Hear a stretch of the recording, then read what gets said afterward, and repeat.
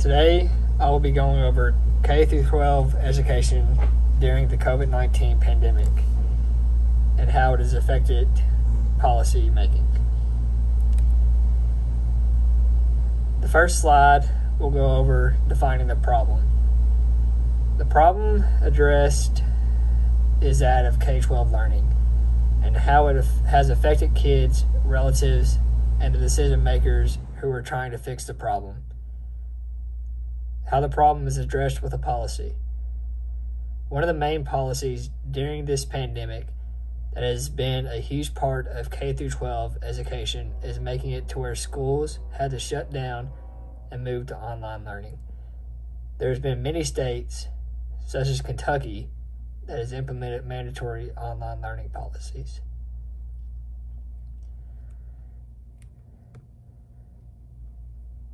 The next slide goes over weaknesses and strengths to online learning. The first thing to go over is the strengths. One of the strengths is content transmission. Content transmission has made it easier for teachers to post content on sites that are similar to Blackboard. This also makes it easier for students to access the content since the teachers should be able to organize it better. The next strength is foundation skills development. This involves stuff such as reading, writing, and math. Being able to learn online provides students with wide access to material that can help them with specific problems. The last strength is home-based project work. Students can be sent home project work and have extra help from their parents and be able to research stuff for their project more efficiently. The next thing to go over is weaknesses. Social development is the first weakness. Children will benefit from mixing with others from diverse backgrounds and learn important social skills. But online school limits this and leaves the parents to step into that social role. The next weakness is age. Typically, the younger the student is, the harder it is for them to be able to adapt to online learning and to be able to do the assignments listed without a lot of help. The last weakness is hands-on work. Work for classes such as art, drama, and music make it more difficult for online learners as they are more hands-on classes. If the students aren't able to know how to act out something in drama class, how will they pass their assignment without the help of a teacher showing them hands-on?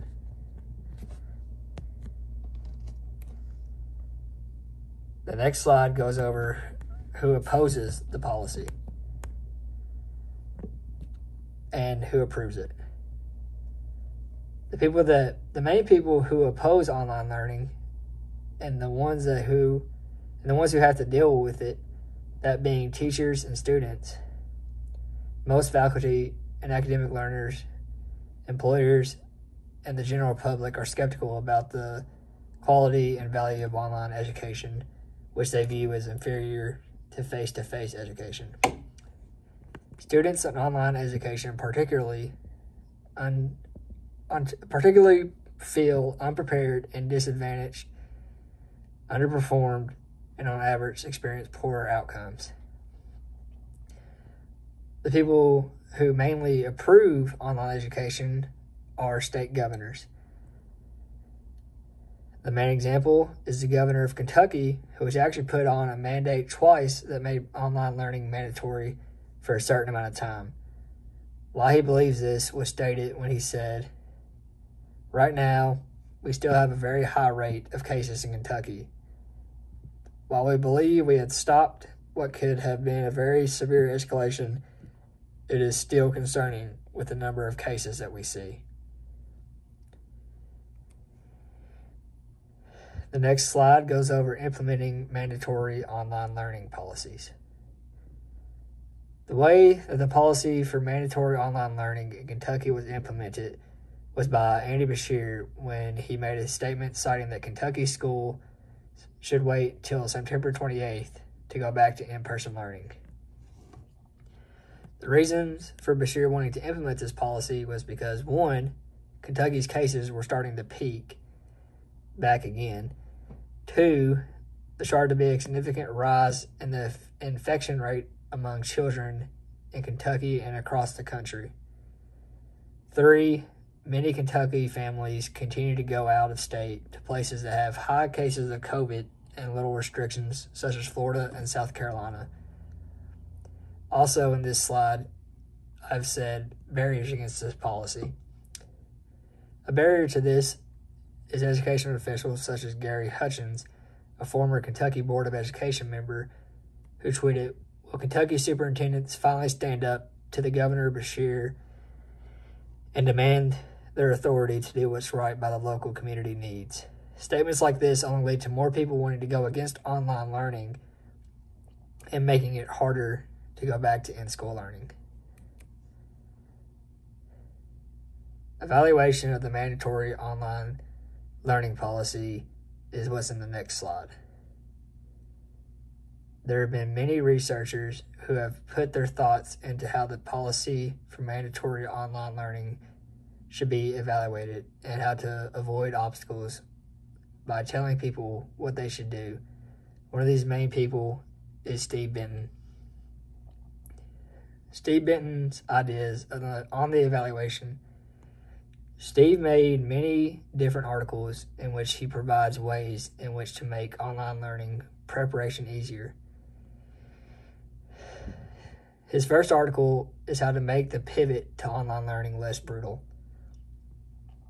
where he tells about his own experience with online learning and advice on how to cope with it. In another article titled "Actively Engaging Students in Asynchronous Online Classes," and in this paper written by higher education expert at IDEA provides a 3-pronged approach for envisioning active learning online. The first one is an architecture of engagement. The second one is using web-based tools. And 3 is reimagining discussion boards and interactive spaces. As you can see in this PowerPoint, there were not many pictures, but once you go to my ePortfolio, you will see a more clear explanation of what I went over in this PowerPoint and pictures and videos to go along with how some of these policies were implemented and some pictures of the people who implemented them.